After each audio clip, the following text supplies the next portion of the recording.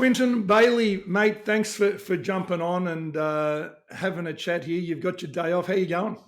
Good. Yeah, no, yeah, day off, so can't complain. Get the legs fresh again, so all good on that front. Mate, let's start where we are now and go back to, I guess, where we met and before that. But, as we chat, I don't know when they'll end up playing this, but we're 4-2. We've played 6 games, clearly 5 of them on the road. How's the season been? I know it's always an interesting thing, and I'm probably in the center of it and a reason, but when there's change, there's instability, there are questions, there are all those sort of things, whether we talk about them or not, there's probably a level of uncertainty, but maybe the dust is starting to settle a little bit now. How's the season going? It's going good. I guess I mean, you've been part of teams. It's one of those weird things. You kind of get a feel for how things are going to go with the people around you. I think we've got a good group of blokes, like um, kind of day-to-day things feel easy for us. There's no one that I don't want to be around, which is a added plus. And then yeah, cracking into a season, I think obviously new owners, new coach, new players could be a little bit funny to get on top of, but I think we're doing well. If you're sitting in the season the way we are to start a season with a really fresh group of guys, I'd say you're pretty chuffed. You know what I mean? It could have gone far away the other way. So I think we're in a good spot and we're building. So yeah.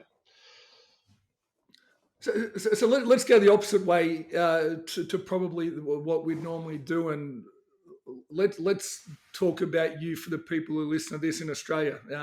Before we get back to the local side, I know everybody in Taranaki and New Plymouth knows who you are, but um, mate, tell us your background, upbringing, and probably even before that, probably a little bit different the way you've gone about your junior basketball. From what I know, Yep. with your requirement to work on the farm and continually, let's let you talk instead of me. Tell us, go.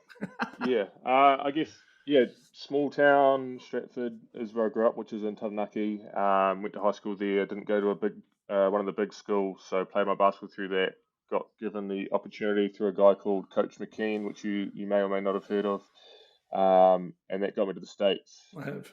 Junior college, and then went to John Brown University. So that kind of got me to college. Come back and kind of got into the New Zealand basketball scene, and then yeah, like you said, so different for me. Like my goal, and I'd love to play all year round, but at the moment it's 7 months basketball, and then for the rest of the year, kind of got to earn your keep and pay the bills. So I'm lucky enough, my parents are farmers, so being brought up, raised on the farm, which I mean, I enjoy it. To me, it's not like work; it's just like something I get to do. So yeah, so off season, I'm on the farm, and then train early in the morning, work on the farm all day, and then if you can get reps in at night, you get reps in at night. But yeah, a very different path to. I don't think there's any other farmers playing basketball that I know of.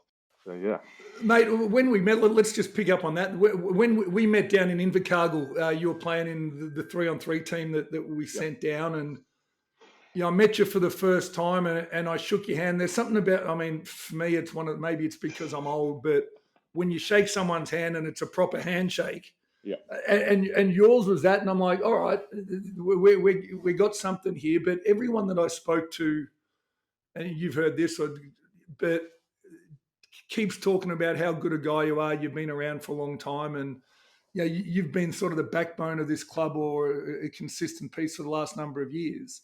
Um, you said you want to play year round, and you've been a part of this for a while now. What do you need? What do you need? What's the next step for you? How do you need? What do you need to do to take the next step in your mind? For me, like I guess the last 2 years is my biggest thing was like I know my role. I'm not gonna jump on a team and be the guy. That's like everyone's got to understand their roles. So for me, is like if I can be consistent, I can do my job, I can rebound, can be a part of the offense, and then play defense. Like that's my best chance of being a place where I can fit into someone's team and be valuable and be usable to them. And then for me, it's like exposure. Like you said, like there's so many people who have no idea who I am. So obviously having Sammy Mack around, having yourself around, and having these little glimpse of exposure, that's how you kind of get out there. Like I mean, you can be the most talented person in the world, but if you don't have the right connections or word of mouth or no one knows who you are, like you're not going to go anywhere. So for me, it's like, yeah, how do I make that next step? And obviously, if I can be a good dude along the way, that helps. No one wants to play with a dickhead, right? So it kind of makes it easy. No, you're spot on. It was funny. I was talking. Yeah, you were the first one I met through this, and I think one of the things we spoke about at the start was exactly that. And it was interesting in those months that we didn't chat as we were trying to build this team, and you really get challenged on your philosophy about Yep. what you say and what you actually end up doing. And there are a number of players, and I had to go back to when I played and picking up on you don't want to play with dickheads. And I actually called it, when we signed Mitch, for example, we'd already signed Sam as our first two imports. And I'd called Sam and said, look, before we do this, there's an opportunity to sign Mitch. Just checking in with you to make sure, sometimes I was a player once and the coach came and said, hey, great news, we've been able to sign this guy. I'm like, God, he's a dick. I don't want to go through a season with him.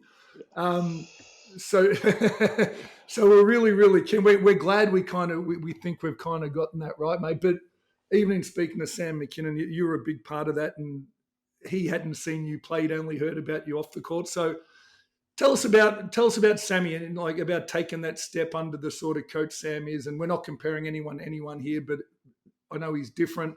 Yep. One of the reasons he's there is he's got global experience. He's seen basketball in a lot of places around the world.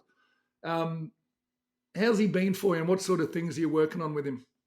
Yeah, so I found it really refreshing. Obviously, you play under a few different coaches and you kind of find like styles of coaching I think you think applies to you or you like. So like for him, a spade's a spade. Like if you're doing something on the court that's good, great. If you need to work on that, like we've got to be in an environment like a high performance environment. You can call you out and say, hey, that's not good enough. Like you've got to guard him or you got to do that, and it's in front of the whole group, and everyone's like, cool, we work on that, we get better. So I like that.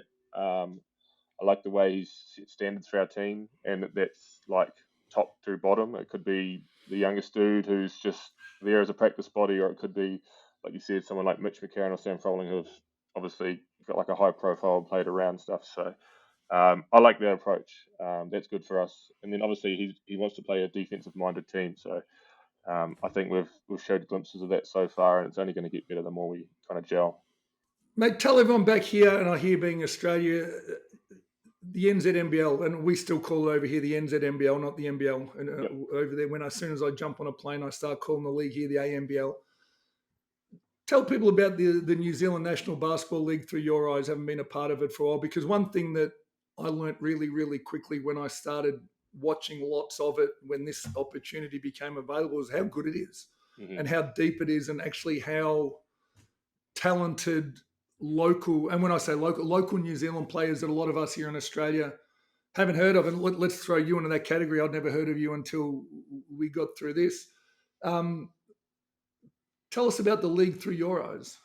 I think it's really like it's hitting its stride at the moment. Obviously, I first started playing when I was in high school, just as a kind of a development role, and I wouldn't say it's like a like a really low league then, but it wasn't as professional as it is now. We didn't have the things at our fingertips that we could use, or the the know-how or the people coming in.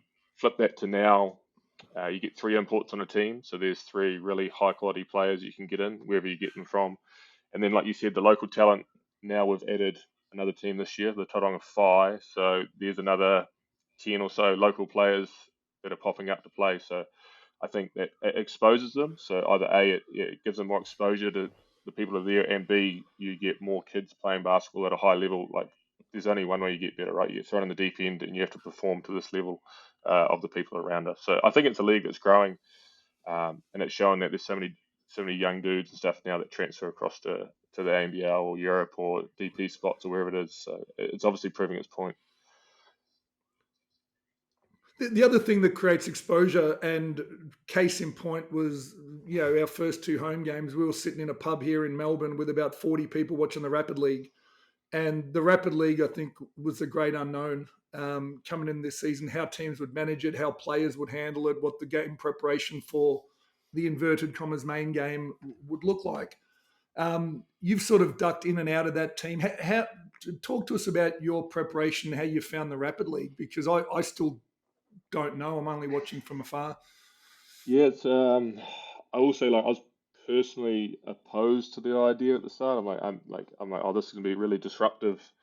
Like I get it's a great player development pathway. And silly as it sounds, I feel like I've changed my tune on that a little bit. Like I've had this normal routine that we build up into game day like someone normally would.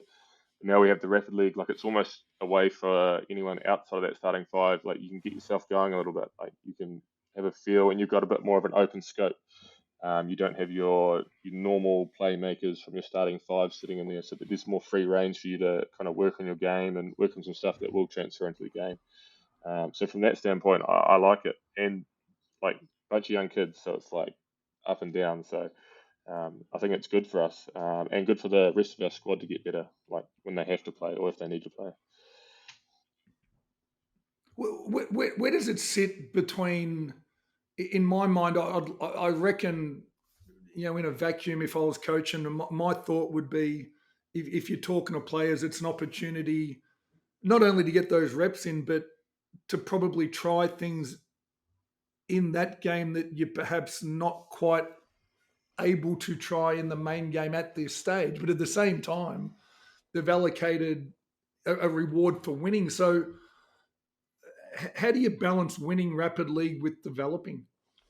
Yeah, I think obviously, I mean, everyone wants to win, and it goes towards our like if we have a tie in points, like points differentials, what's its worth? That's kind of the worth, and then like outright winning. So I guess there is a fine line. There is um, like I want to get mine, I want to get rolling, and then there's like we run our sets and we establish yourself as that, and then we do that. Everyone's playing right. It's the same as the main game. If we run our stuff properly, it makes it good for everyone to kind of get rolling. So, and I think the young guys, I still call myself the young guy. I'm not. I feel old, but I'm not. Like everyone gets rolling doing that. So, um, I think there's still room for development, but ultimately, like you want to win, and it shouldn't like hurt one or the other. What do we got coming up? We've played 5 of our first home games on the road. You've travelled lots. I'll be the first one to say we had a couple of travel hiccups, and it's one of the things we weren't perfect at to start the season as owners was getting that whole travel itinerary right. But Yeah. now we've pretty much got a month and a bit where we only travel once. Um, what are the goals yourself for the group heading into this homestand? It's probably an exciting period of time, I'm imagining, where you don't have to jump on a plane too often. What does May look like for the group? Yeah, so I think everyone's probably in the same boat and looking forward to being home. It's nice to get those away runs out the way as such, but I think uh, to try and be undefeated at home would be an amazing thing for our crowd. Like, I think we've got the group to do it. Obviously, protecting your home court's something different. There's pride on the line. So I think doing that, and it'll be good for us to get a bit of a rhythm going. Training weeks, we're not disrupted by travel days and stuff like that, so we know what we're doing. We can lead into our stuff. We can really get used to playing in the home gym. So I think it's a great opportunity for us to nail out a few Ws, and then that leads us up into the latter half of the season. Um, what you say is incredibly tough, and I've already referenced how tough the league is. Um, Traditionally, outside of the really successful run that the club had a few years back, making the semi-final series and just fallen short. Um, tell us traditionally, and probably more the point, tell us this year, because I look through the league, I see how talented Wellington are, both locally and imports. Franklin, wasn't sure they were going to be as good as what they actually are. But even, probably because I'm old and I've been around it for a long time and I see the experienced heads that Auckland, Tuatara have put together. And you just keep going down the list. Otago have won, I think, 2 of the last 4. Who do you see? And I know I don't really like putting one above the other. Who do we have to get through as a club in your mind, or who are the biggest obstacles to get through for us to be one of the contenders this year, which is what we hope to be? Yeah, I think it's like you mentioned, it'll be the Saints for us, having played them once. Obviously, under Zico, they're a really well-oiled machine, and they've got some talent there, some really high talented guys that play in the AMDL. So they're for sure one that we want to knock off. If we can beat a team of that caliber, that's good for us. Tuatara, full of a bunch of vets, high quality players. So like it's a good matchup for us. I don't think we're like personnel wise matchup is we're not outmatched in any way. I think we've got like a good even matchup there. It's going to be who can kind of grit it out. And then yeah, the Bulls have been kind of on a tear to start the season. I think I can't remember if they're still the top of the table, but they were the top of the table. So like there's another group there that maybe flew under the radar a little bit. No one really thought too much about them, but they've put themselves together a squad of a high quality group of New Zealand players plus imports. So I think if we can be in the mix with those three teams, that sets us up to kind of make our own fate when we get into the end of the season. So yeah, Now this home thing, it just popped into my mind because I had an email come up the other day. We've got our themed round. We've got the Star Wars theme round on May the 4th. And I enjoyed how bad some of our guys acted on that little video you guys did. That was fun. But I sit somewhere between having a chuckle and also understanding its importance to other people of my daughter's generation, where it's what's the term I'm looking for is the fit you wear to the games, and you see even within our group some of the guys dressing up a little bit to come on in, and then I haven't seen a photo of you yet, but we've already talked about your farming upbringing and and your connectivity to being local. I can see where Where this do is you going. sit like on in it? No, I'm not going anywhere because I turned up to our first home game wearing flannel jeans and runners, Yeah. and I feel like that's about as dressed up as I'd get to a game. I don't want to be anyone I'm not. What do you wear to the games? Because I'm not guessing I'm going to see too much of you in a stylistic sense walking into the games this month. Yeah, I would say I'm not the forefront of the fashion scene as far as that goes. We've got a few fellas that are. Jerome loves a good fit. Um, I'm pretty casual. Like I'm just my ears gear normally. I wouldn't go too far from that. Maybe another team in the past. I've kind of dressed up in an old rugby club jersey or something like that. Nothing crazy, but changes up a little bit. But yeah, I think this is like it's like me, Mitch, and Sam are kind of like just pretty casual kind of dudes. Wear the same outfit to the game, so nothing too fancy happening here. Mate, what have I missed? What should I be asking about the group? What should I be asking about Taranaki and the region? Again, still for these guys back here. We've had so much interest in the region. Hmm. We've had a lot of interest in the team from over here. What have I not asked you that or what should you be telling me about the region and the club for people back here? Yeah, so I think Like you said, like we said, it's hard to sell a secret. yeah, that's for sure. So like long as I've grown up or can remember, Taranaki's been a rugby, like a strong rugby province. Obviously, there's always been a hoop scene here, but rugby's been at the forefront. Obviously, piles of All Blacks that come through the Taranaki team. So for us, I think we're finally starting to get a swing now in the other direction where basketball and Taranaki's at the forefront. So we've got a bunch of young, talented guys that are obviously playing with us, but then there's some dudes that are from our province and hoop scenes overseas. We've got some people at the Centre of Excellence or the NBA Academy working through there. So I think we're kind of going like strength to strength in that sense of having this new wave of young players coming through. So if you feel or like you see like kind of online the following we get from the locals now is this season had a little bit of I mean I kind of hate when it happens, but everyone's kind of got high expectations. Everyone's talk around town is like, we've got this awesome group of dudes, these high caliber dudes. Like this could be our year to do something special if we play our cards right. So I think as a province, everyone's kind of following us. Everyone's on the boat. You know what I mean? So I think that's kind of cool. So in terms of a place that's kind of going mad about basketball, I think Taranaki's one of those spots. So talk to and go back to the locals and flip it. And I agree with you. And I love the guys in our group. I love the guys around our group. It's been a lot of fun working with everyone, and they're all people that I want to spend time with. But tell the locals who have only seen some of these guys for one game, for one game so far. I mean, and I'll probably preface this with when I came over a couple of times last year, and you make some knee-jerk reactions. Yep. And you look back historically, and one of my observations was Taranaki had always been, in the Airs I'm talking about now, had been reasonably dependent on 3 American imports season to season, and it was a bit of a, you kind of cross your fingers at some stage when you recruit people that you don't have years of experience with, and you hope. Yep. And sometimes you get lucky, and sometimes it doesn't quite work out how you like it.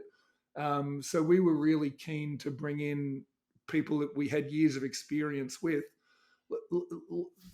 Talk about, I mean, primarily because I think the locals know Carlin by now. They know the New Zealand crew in our team. Daron, I think, is known around the league. How have you found Sam Froling and Mitch McCarron around the group? And I don't want to say compared to American, but one of the things that I do enjoy, and one of the things we were trying to build, is an environment that's not transient. Yep. It's not to come in, play basketball, leave. It's to actually to contribute to the community a little bit more. How have they been in that space? How have they been on the floor for the group that's been around? Yeah, I think you're right. You can kind of get that hit or miss with an American coming in. A, they're adjusting to our culture and our league, which is no fault of their own. And B, you know what I mean? It's kind of like the unknown. So having these dudes that are, obviously Mitch has played out here prior in the past. I think he played Southland and the Rangers originally. So he knows the league. He knows the style. Yep. Froles has obviously seen it from abroad and played with dudes that have played in it. So I think for them to make that switch, stylistically easy, it's the same kind of basketball. That's kind of pretty straightforward culture for them, easy fit. Nothing's too crazy. Obviously, there's things that they're learning and picking up. I mean, yourself would have seen that coming in. There's some things you pick up and find about New Zealand culture that's a little bit different.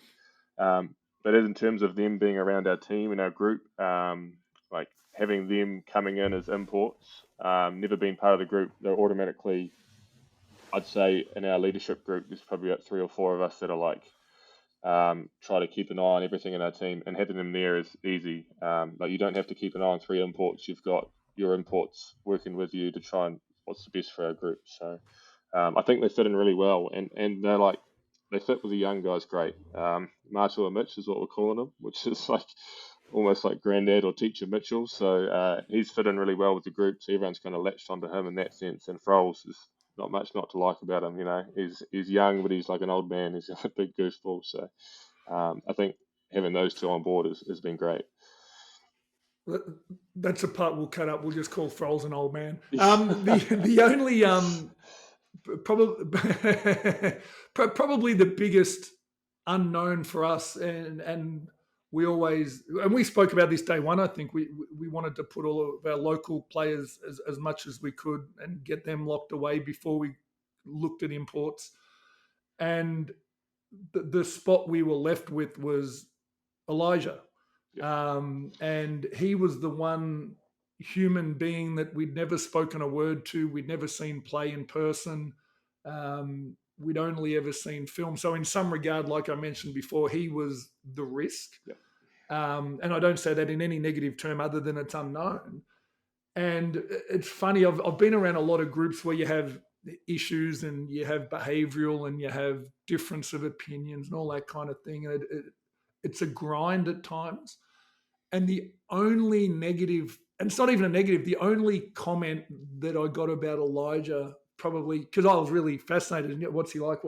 And a couple said he's quiet. Mm-hmm. And so when I came over, I got him after the game and I couldn't help myself. I bought him a beer and we had a chat and I'm like, so they tell me you're quiet.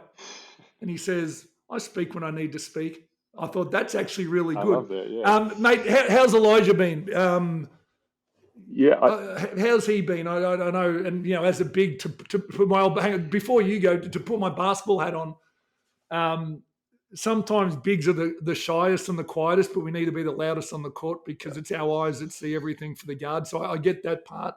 and we don't want him being quiet there. But everything I've seen with Elijah sort of fits in with what we're trying to do. I feel like he's really he's a team guy who doesn't want to step out of a role, but at the same time, we all want him to step into a big role, like we want everyone to step up. And I've just really enjoyed already watching his. And it's not often you recruit imports to watch their development, but I already feel like he's developing within the group as well. Have you seen him on and off the court? Yeah, so I guess off the court for starters, you kind of like you said, this guy kind of drops into the gym one day and never met him. I mean, it can be a pretty intimidating environment. Like yeah, in general, a quiet guy, one of those ones. Once you get to know him, he's a great dude, easy to get along with. He fits in really well. He does have a good joke every now and then. It doesn't look like he does, but he's always there laughing away, which is cool. And then in terms of him with us on the court, I remember Sammy Mack was kind of holding him to account when he first got here, obviously to talk more, especially on the defensive end. And he said himself, like my goal this season is to get better on defense, and like if I can do that, like that helps his game. So I can't remember how old he is now, but like for someone that's played obviously quite a bit in his pro career and he's going forward, like that's cool to see. Like it's not he's here and he is what he is. He's here and he wants to get better and he wants to develop, and that only makes us better. And then offensively, he's a dude who just shoot the ball. And the man can outright shoot, especially for a stretch big. So we look better when he shoots the ball, spaces the floor, and then you've obviously got Frols on the inside, dominating that sense. So he's got the green light for us. So we all back him to just make it. Mate, thanks for the time today. Look forward to getting on a plane and getting over there by the end of this home stretch. Look forward to more people in Australia knowing who you are, seeing you play, and getting to hear this. But mate, what I will say is you're the first one we spoke to, mate. We're absolutely rapt to have you part of the Airs, and we hope that you're a part of this one for a long time, even as you go off and spend the other 7 months of your year somewhere else in a perfect world. So, mate, thanks for the chat. Enjoy your day off, and we will see you soon. No, cheers. Thank you very much. Appreciate it.